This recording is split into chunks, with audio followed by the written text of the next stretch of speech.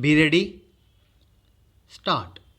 A bare perusal of the aforesaid sub-rule shows that when the respondent had failed to submit the explanation to the charge sheet, it was incumbent upon the inquiry officer to fix a date for his appearance in the inquiry.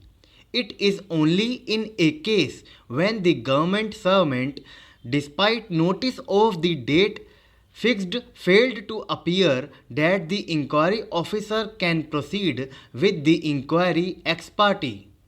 Even in such circumstances, it is incumbent on the inquiry officer to record the statement of witnesses mentioned in the charge sheet.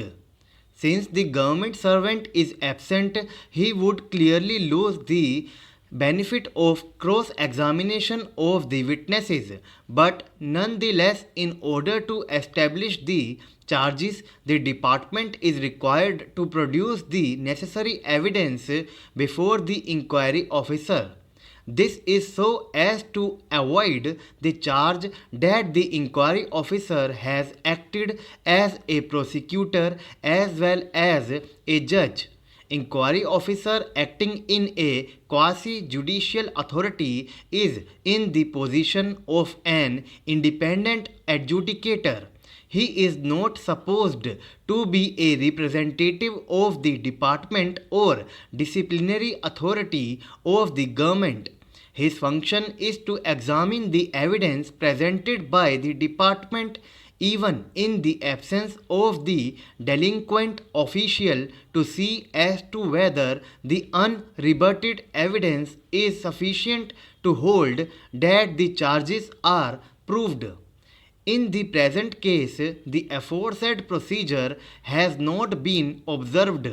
Since no oral evidence has been examined, the documents have not been proved and could not have been taken into consideration to conclude that the charges have been proved against the respondents. Apart from the above, by virtue of Article 311 of the Constitution of India, the departmental inquiry had to be conducted in accordance with rules of natural justice. It is a basic requirement of rules of natural justice that an employee be given a reasonable opportunity of being heard in any proceeding which may culminate in a punishment being imposed on the employee. When a department inquiry is conducted against the government servant, it cannot be treated as a casual exercise.